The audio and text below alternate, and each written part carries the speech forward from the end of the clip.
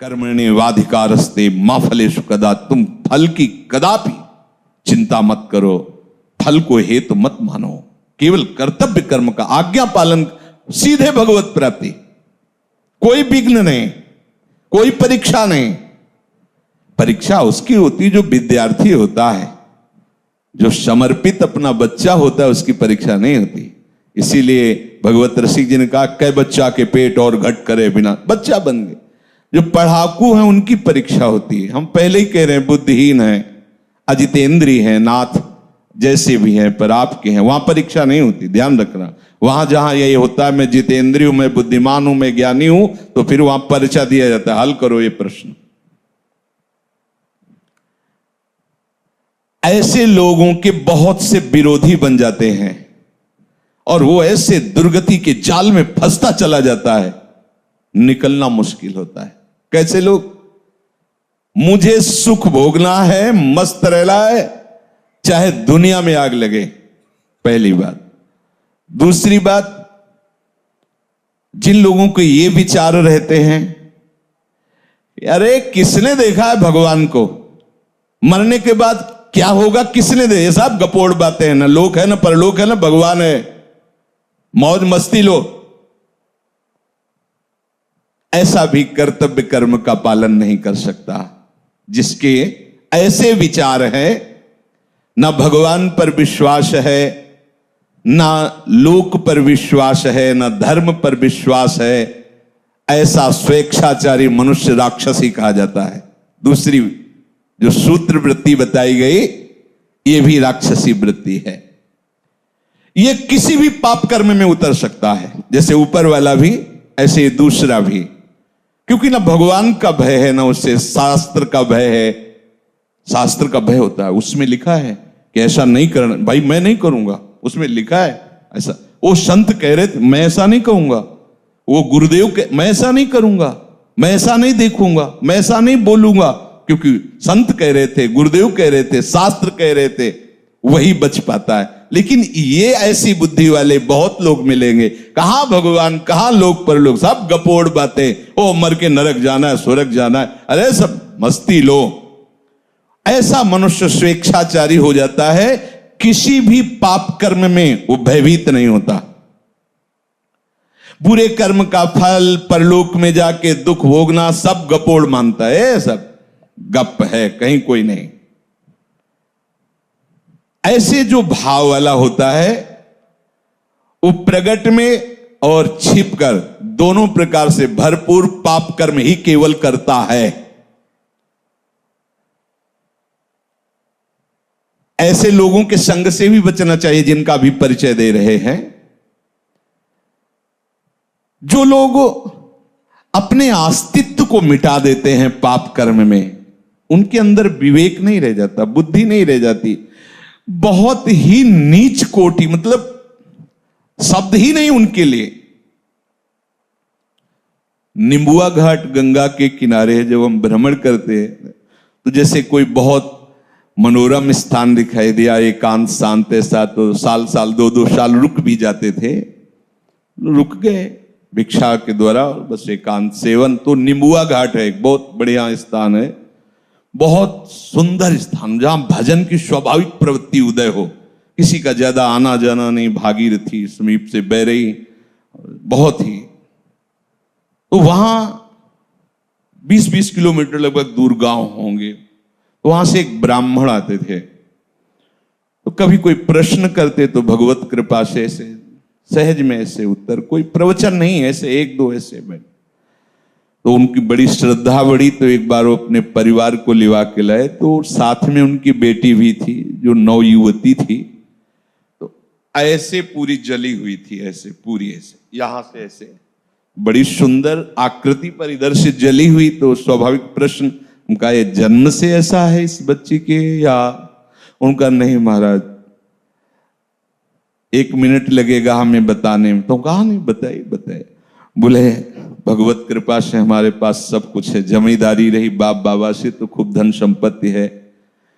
उस समय उन्होंने कहा करोड़ों रुपए लगाकर हमने अपनी बेटी का ब्याह किया बड़े घरानों में, और वहां गई तो कुछ समय तो ठीक रहा, फिर उन लोगों को पता नहीं क्या हुआ कि प्रताड़ित करने लगे। ये जब आती तो बताती तो हमें लगता कि घर परिवार में ऐसा होता है। हमने कहा कोई बात नहीं, सहन करो, धीरे धीरे सब ठीक हो जाएगा, नया नया है इसलिए ऐसा। एक दिन उन्होंने उसे बांध दिया रस्सी से और मिट्टी का तेल डाल करके आग लगा दी। अब वो भगवान की लीला थी कि आग जो लगी तो सीधे रस्सी में ही लगी पहले, तो कुछ शरीर में लगी तो रस्सी जल्दी से जल गई तो जीना था, जीना से भागकर ऊपर छत में गई और पड़ोस के घर, पहले छप्पर होते थे ऐसे ऐसे आंगन बीच में, तो छप्पर में ऐसे गिर के और आंगन में गिर जाके। अब ब्राह्मण परिवार के थे तो उनके परिवार के ही वो थे और उनके पास बंदूक आदि भी थी। तो देखा उनका बेटा ये क्या, तो उनका पापा और सब मिलकर हमें जला रहे हैं। उनका बिल्कुल निश्चित कंबल आदि से ढका उसको और बंदूक ले खड़े हो गए और कहा सबको गोली मार देंगे अगर हमारे घर आओगे।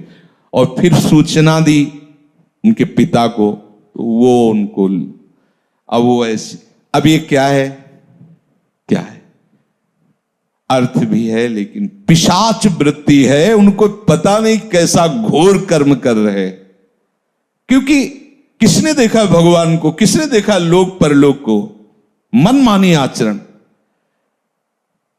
कोई भी पाप प्रवृत्ति करने में उनको शर्म नहीं लगती। ऐसा, अरे तुम्हारी बेटी जब दूसरे के घर जाए ऐसा बर्ताव हो तो तुम्हें कैसा लगे, अरे ये कोई जलाने की वस्तु है।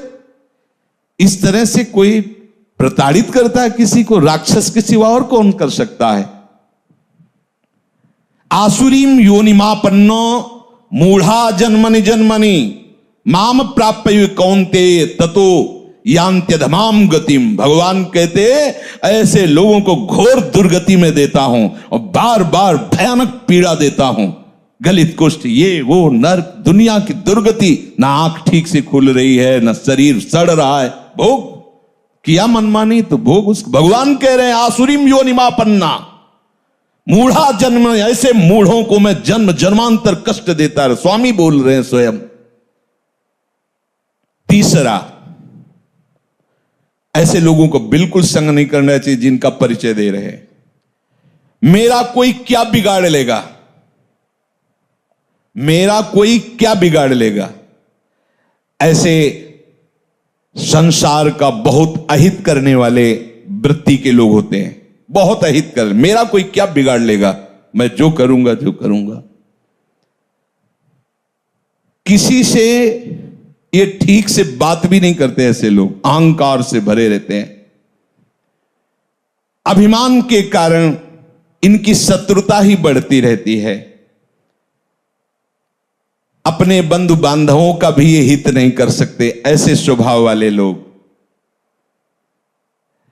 ये फलस्वरूप सबसे घृणा करते हैं और स्वयं सबके घृणा के पात्र बन जाते हैं। ये केवल अपने अभिमान की पुष्टता के लिए ही कर्म करते, जो करने की भावना भी बनती है तो ऐसे लोगों से दूर रहना चाहिए। चौथे, क्या करूं, मैं तो निरुपाय हूं, सुनता तो हूं शास्त्र की बात, भजन करना चाहिए, सत्य से चलना चाहिए, व्यभिचार नहीं करना चाहिए, चोरी नहीं करना चाहिए, समझता हूं, पर मैं ऐसा कभी कर नहीं पाऊंगा।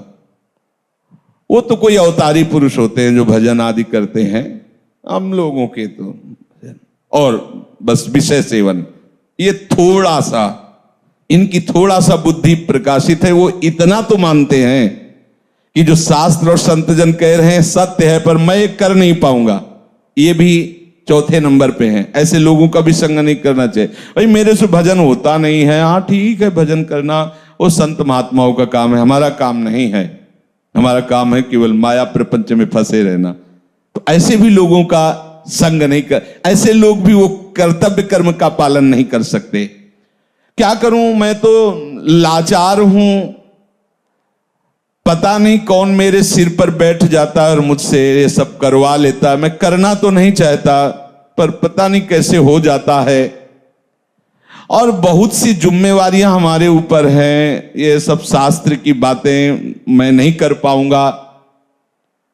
हाँ, अगर कोई भगवत प्राप्ति है तो महात्माओं के लिए है, हम जैसे गृहस्थों के लिए तो नहीं। और फिर भगवान को लेकर भी हम क्या करेंगे? बुद्धि है, अगर भगवान मिल भी जाएगा तो करेंगे क्या यार? न पत्नी है, न पुत्र है, केवल भगवान है, तो क्या करेंगे हम? बुद्धि है, उतने विकास है। अब हमें तो केवल अपना जीवन यापन करना, अपने परिवार का पालन पोषण करना। ये शास्त्र की बातें और भगवत प्राप्ति और भजन ये सब हमसे नहीं हो पाएगा। क्या करूं? मैं निरुपाय हूं, मुझसे ये सब नहीं हो सकता। ये चौथे प्रकार के लोग। पांचवें प्रकार के, मैं क्यों किसी का हित करूं, किसी से प्रेम करूं? सब मुझसे घृणा करते तो मैं सबसे घृणा करूंगा, देखते कौन क्या बिगाड़ लेता है। ऐसी बुद्धि के होते हैं, ऐसी हीन भावना अपने अंदर भर लेते हैं कि सबको दुख देते रहते हैं, वाणी से, चेष्टा से। वो एकदम जल्द, सोचो कैसी स्थिति होगी। और ऐसे है, दर्शन होते हैं, हाँ ऐसे है। अगर होते तो लिखा कैसे जाता शास्त्रों में? वो इतनी घृणा दूसरों से करने लगते हैं कि उनको अपना भी जीवन भार लगने लगता है। जैसे आत्महत्या आदि ऐसे निंदनीय कार्य जो करते हैं, लगभग ऐसे ही स्वभाव से।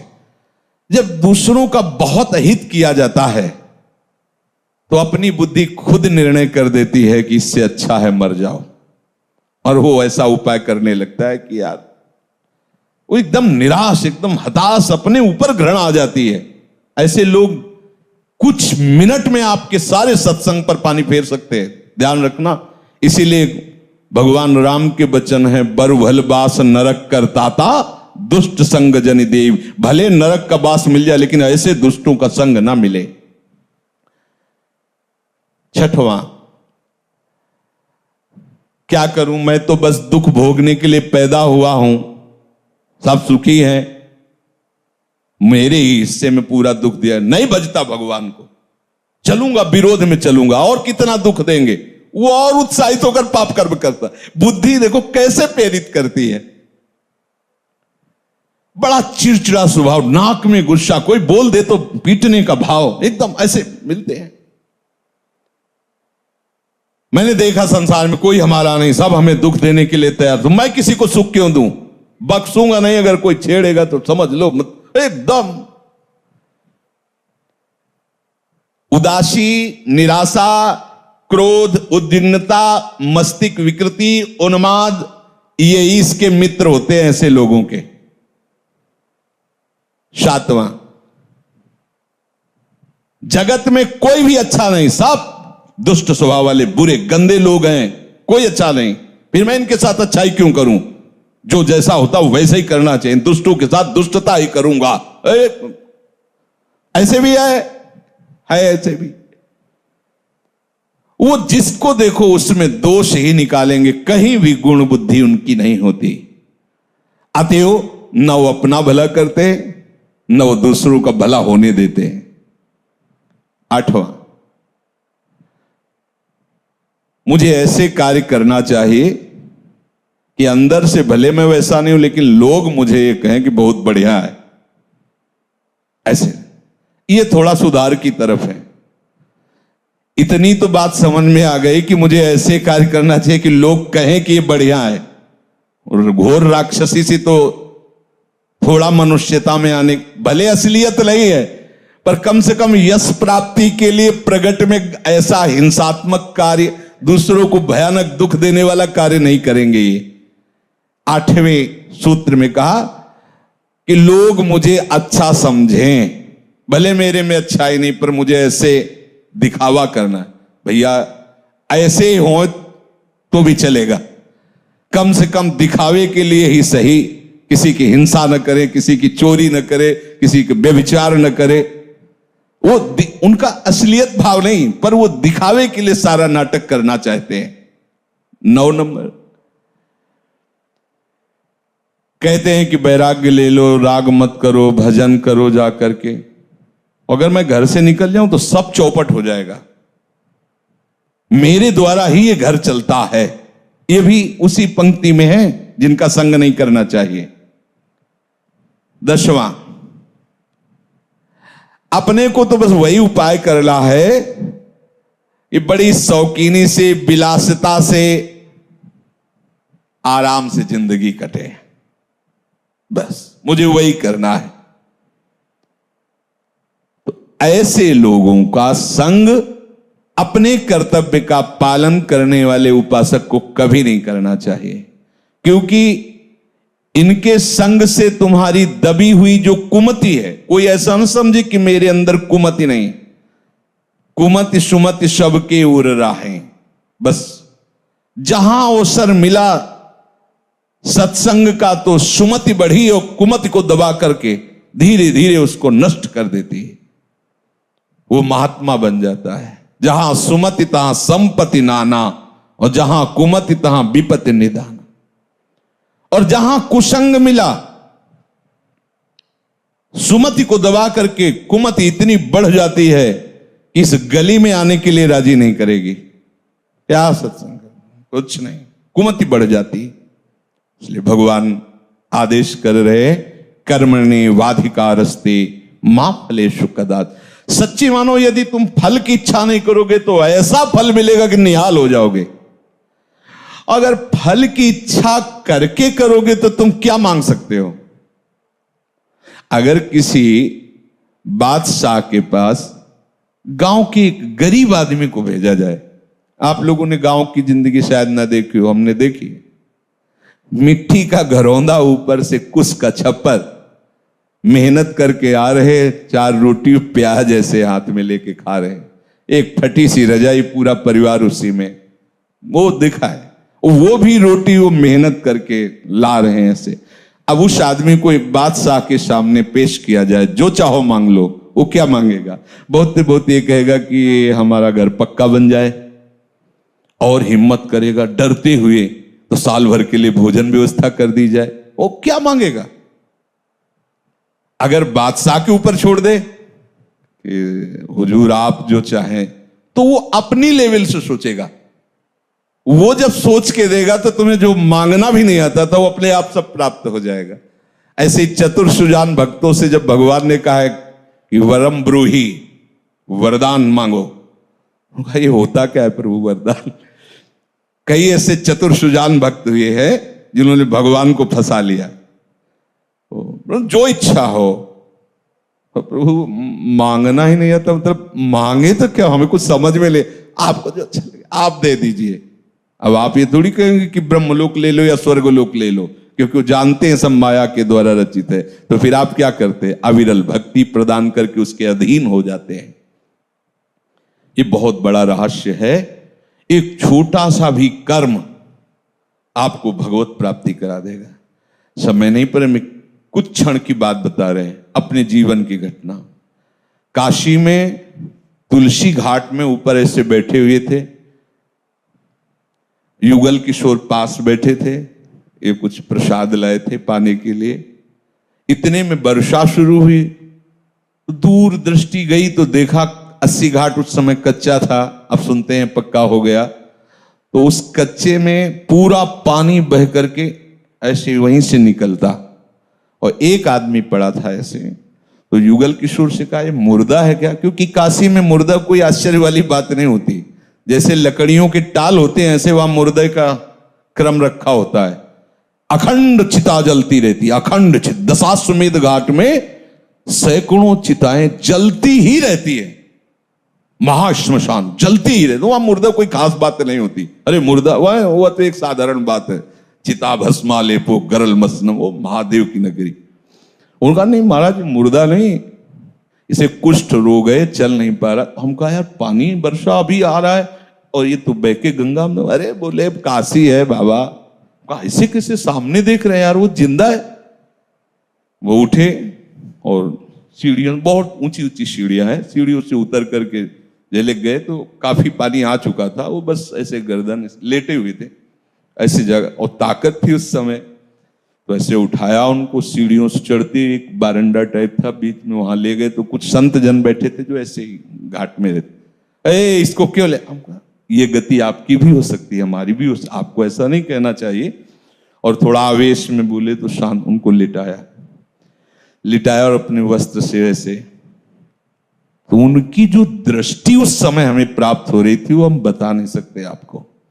कुछ हो रहा था और ऐसा लग रहा था कुछ मेरे अंदर जा रहा है, मतलब एक अपार आनंद। वो जो दृष्टि से जो देख, वो बोले तो कुछ नहीं, दृष्टि से जो ऐसे जब पूछ रहे थे उनके मुख और ऐसे, तो जो दृष्टि से देख रहे थे तो ऐसा लग रहा था कि हमारे आराध्य देव भगवान शिव ही मुझे देख रहे। और जब जाने लगे तो ऐसे हाथ ऐसे जैसे ऐसे ऐसे, बस वहीं उसी घाट में स्मरण हुआ कैसा होगा वृंदावन।